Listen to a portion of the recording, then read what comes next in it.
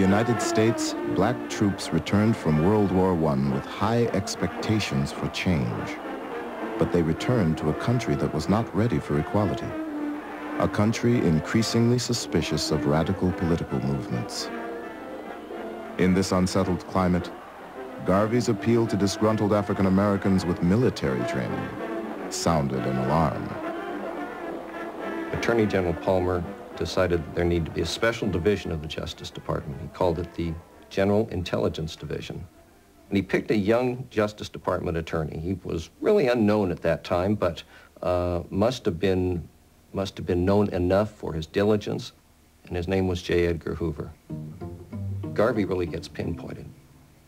Hoover, the Justice Department, were clearly hooked on a fixation on Garvey, which would before long become a vendetta.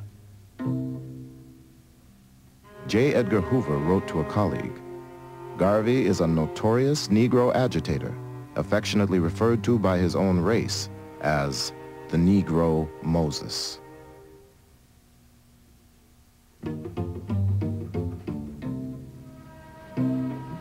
Hoover's agents were in the audience at Carnegie Hall when Garvey bragged that the UNIA would soon be strong enough to exact its own form of justice.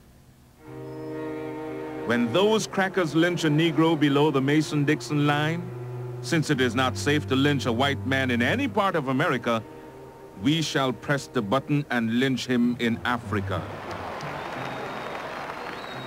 The agent reported that Garvey's address was met with great applause and much excitement. J. Edgar Hoover had long relied on casual informants, but now, in his determination to go after Garvey, Hoover hired the first full-time black agent in the Bureau's history. He was known by a code number. All his reports were signed 800. That was his code. And his job was to go into Harlem and to infiltrate the Garvey movement, to try and find evidence that could be used to build a legal case for ultimately getting rid of Garvey.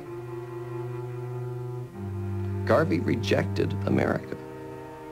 They could no more agree to and accept a militant rejection of America by blacks than they could accept a militant demand for full inclusion by blacks. Just as the government campaign against him escalated, Marcus Garvey unveiled a new business enterprise. It was his most ambitious venture, but would prove to be the most fateful.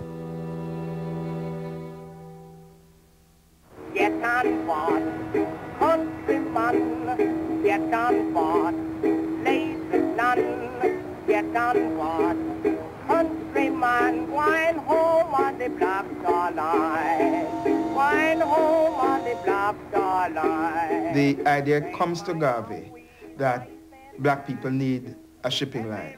And he bases his idea on the fact that the Cunard family has the White Star Line and the Irish have the Green Star Line. And he says, why shouldn't blacks have the Black Star Line? So it is a vision of grandeur. Black people were routinely Jim Crowed on ocean-going liners. Black folk paying, say, for first-class accommodation often had to travel in third-class accommodation. Black people on ships had to eat after the white people had finished eating. So all of these problems Garvey was trying to address through a shipping corporation. His ships would carry more than passengers. Garvey envisioned commercial trade among black communities around the world, with produce, raw materials, and manufactured goods transported on UNIA vessels. The Black Star Line was in some ways Garvey's Empire State Building. It was this monument to black commerce in the same way that the Empire State Building was this citadel of white capitalism. And it represented the ability of black people to seize the day and to have their own economy.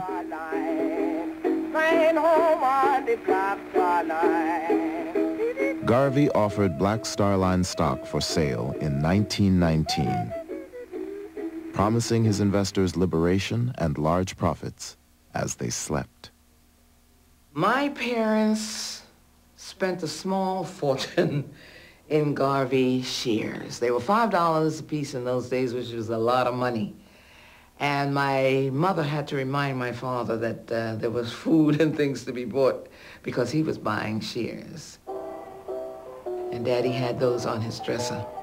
And I remember reaching out to touch them. And Daddy said, touch them and feel the power that the black man will someday know. Get on board, countryman. Get on board, leave this land. Get on Just months after his first stock offering, Garvey stunned the world with the purchase of the Black Star Line's first ship. all aboard. Bring these down. Let our steamships sail the high seas. Not one, not two, but hundreds of them. The stronger we become upon land and sea, the more will be the respect shown to us and the greater will be the glory. Flying home on the Black Star Line. The SS Yarmouth, a 33-year-old wartime coal boat that Garvey planned to rename the Frederick Douglass, would set sail with an all-black crew under the command of Joshua Coburn, a black captain. One bright November morning in 1919, Garveyites assembled on the pier at 135th Street in Harlem to witness the launching of the Yarmouth.